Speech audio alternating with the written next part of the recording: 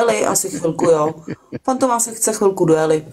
Bo tady sedíme pak do 10 do 11 sami jak idioti, že jo. Zdravím z Čupky Poštěváček 0,5 cm.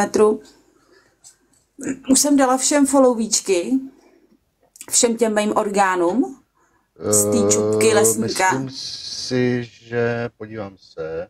Protože ty to máš pod číslama, já to nemůžu najít, že jo. Tak kdyby si natrefil, tak mi to tam od to... No jasně, já to dávám průběžně, no, ale jak ti to zítra všechno pošlu. Děkuju. Zítra. Já jsem je chtěla najít, ale když jsem dala Čupka nebo Čupky, tak jsem je nenašla. Ivuško, děkuju za kopřivy. Hej, biftek, ty přišel biftek.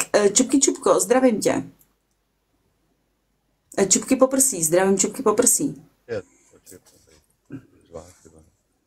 Líbí se, jak se spustej, šeptá mi do ucha, že hoří. Hodiny plynou jak minuty, bez se do rytmu. Dneska jsem si vzala šaty tady do města po 300 letech. Ano, mě vlastní děti nepoznali, stačí ti to? Je, viď? Prej, vymysleli, že nějaká, jak oni to řekli, prahovská turistka, jak myslím, pražská turistka, že přijela. A to jsou takový úplně jak těhotenský, ne? No jasně, no. No ty, co jsem tady ukazovala, ty růžový a černý, že jo, 156 korun jedny. Hello. On ten melír udělá hodně, že jo. A vyžehlený ty vlasy, teď já to mám normálně až...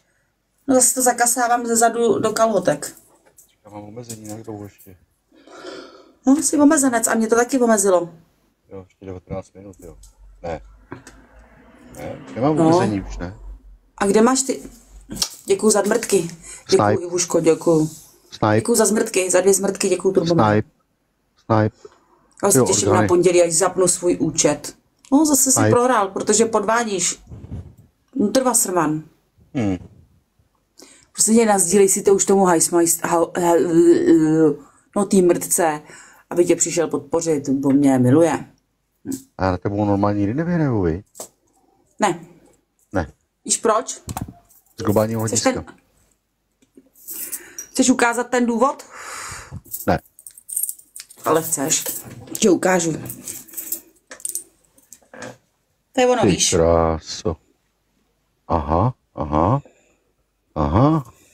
Tak teď ukáž ty kozy, viď?